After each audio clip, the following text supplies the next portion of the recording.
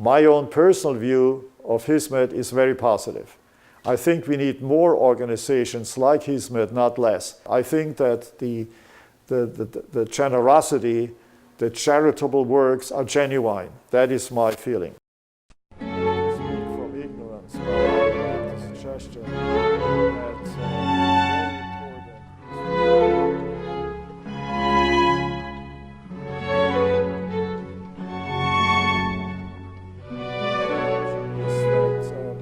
Muslims are accepted by the great majority.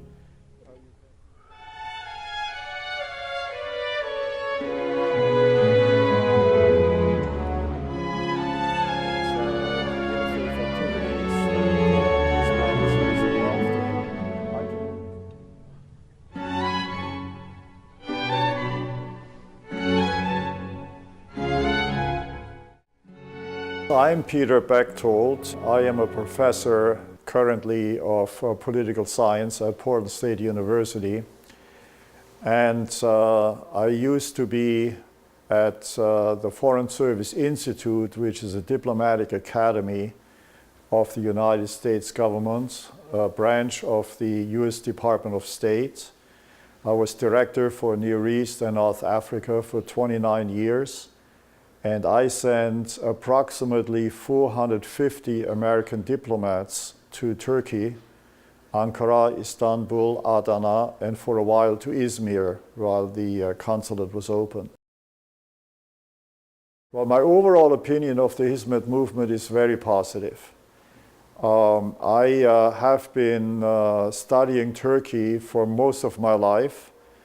As an undergraduate student, it was the first country that I wrote any kind of a research paper about. This was long ago, and one never forgets the first country. And I had visited Turkey before as part of my work as a young scholar, and then as director in our diplomatic academy, I was visiting our diplomats in these cities. But the Hizmet movement opened a completely different door. The people we met, the private citizens, were enormously friendly and warm, hospitable. And the government officials whom we met were also very, very nice. And it was a very positive experience. And then, of course, visiting the schools. The one in Izmir was the first one. In Istanbul, it was Fatih University. Those are the two that I remember now. But there was another one, there was one more. My views about Mr. Fethullah Gulen Hoca are extremely warm and positive. It's difficult to think of the best adjective because in addition to meeting so many of the followers or members of the group, I had the extraordinary privilege to meet him in person along with one other American professor. And I was privileged to ask the first questions of him in eastern Pennsylvania, where he had been living for quite some time. And I asked him, about his movement, and he immediately stopped me and said, "I don't have a movement. I am not a leader. I have people who are with me." And we went on for more than 1 hour asking about Islamic movements. I myself had met leaders of Islamic movements in Morocco, Algeria, Tunisia, Egypt, Sudan, and Kazakhstan. And I was making comparisons between them and Fethullah Gulen Hoca. And he is, to my mind, the most kind of them all. The most tolerant towards different people with different backgrounds, even though the others I had very positive experiences with, but he stands out to me as number one. And I also observed when it came time for the afternoon prayer, there were maybe a dozen or so, mostly young men at this place with him. And they went for the afternoon prayer, and the respect that everybody had for him And the presence that he exuded in a room, you know, you come into a room within in it, and you feel there's something very special. You're not just in a room with somebody else, you're in a room with somebody who's a very, very special person. But of course, if I said that to him, he would deny it. He would say, no, I'm not. I'm just an ordinary person. My opinion about the contributions of the Gulen movement, you know, this is a huge question, and people can write a book about it, and some people have written books about it. Certainly, the thing that you can see most clearly are the schools, because the schools that I have seen were excellent in quality. Now, I have been a lifelong teacher myself at the university level, but of course, one is interested in the high schools and the junior high schools, having children, you go with them to their schools. And the schools that I saw were famous for the quality of the instruction and the prize that some of their students had won at international meetings. I remember at the one outside Izmir, it's just on the edges of Izmir,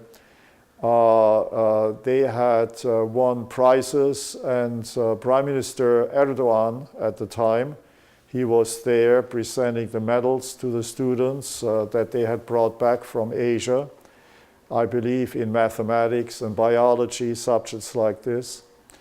And at Fatih University also, one could see, as a university professor myself, the dedication to the students and to making this a mission, not just a source of employment, which a fair number of teachers and professors look at, but as a commitment.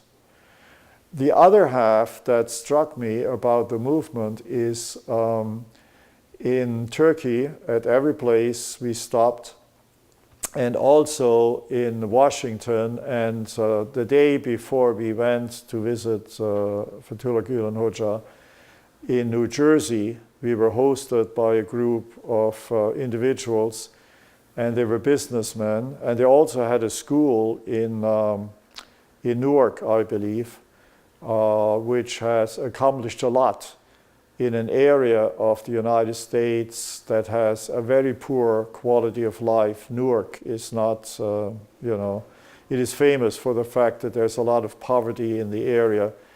And the school of the Hizmet Movement has made a contribution to the Turkish-American community, but also to some other people who were there. And the business members that I met, along with my colleague, they were like the others. You know, you could feel the commitment, you could feel the kindness. The theme was often, you know, I made some money, and then I asked myself, is that all there is to life?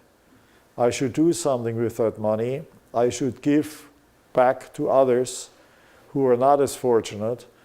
And one way is to support the schools and to host a number of meetings.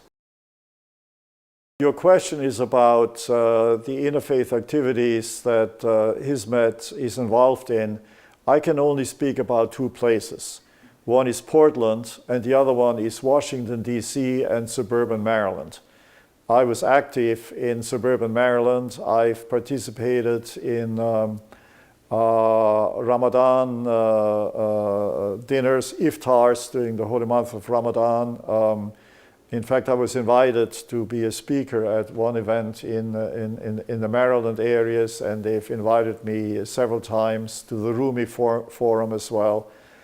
And they clearly have tried to reach out to people from different backgrounds, some of them public figures like elected officials, some of them religious leaders.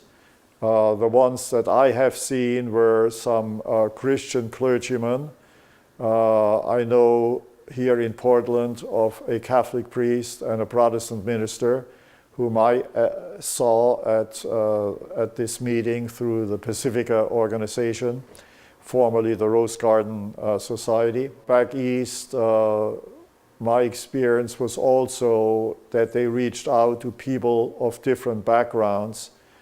I had nominated some for trips to Turkey, and one of them was a well-known journalist from the Washington Post who was Jewish, and he began his trip by being very critical, and as the trip went on, he became much more moderate. So I think these things are effective.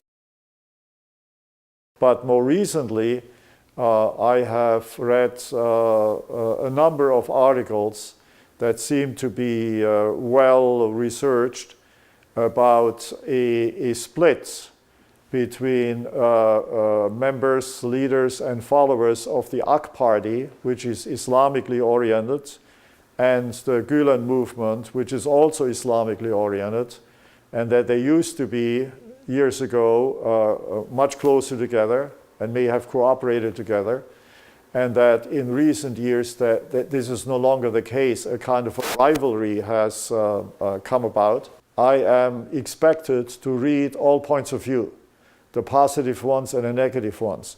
My own personal view of Hizmet is very positive. I think we need more organizations like Hizmet, not less. I do not believe that they're using this in order to trick people into becoming a rival movement. I don't believe that. I think that the generosity, the charitable works are genuine. That is my feeling. Hizmet has been true to what they say they believe about people, what they say they believe about the relationship between people and God, what they say they believe about how we can live on this earth better together with other people. One thing that I would like to emphasize about the Hizmet movement is the service to humanity. No disregard of your ethnicity, your religion, their service to humanity.